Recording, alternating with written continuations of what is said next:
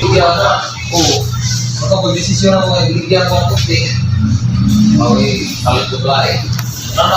Sa pagkaan mo? Ay, gusto.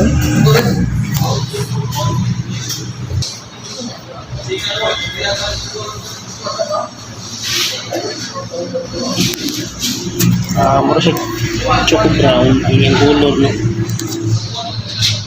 ABS.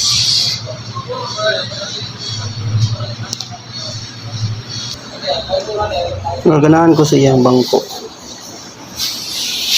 Mura siya naka-flat, semi-flat seat. And then ang iyang leader, pilit kayo.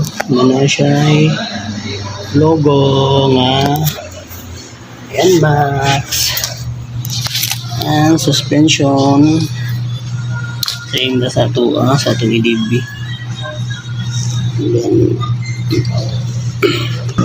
ito na yung lights, signal, ship, and then starter, off, sayang automatic, ignition, hazard, ano siya yung logo. Alright, ini yang dari ang iyang tangki, switch, yan fuel, and yang top box sa pagkabi. And then asa ikabo ang iyang compartment dari. Then asa charging port. So okay, so muna siya ang Yamaha NMAX nga Techmax. So muna ang iyang price sa cash, and then kung iyong iutang, may down payment na 10.5.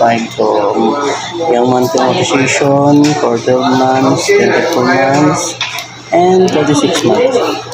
So naka rebate na 200. And ang iyang pre-base is na siya 3 years na pre-registration, 3 years na TPL insurance, 1 year immersion warranty sa iyang engine, and 1 half face helmet, please service coupon, basic tools na nasulog, and special discount. Okay, so kung nakita mo NMAX nga Techmax, visit mo dito sa Motor Race. Yes.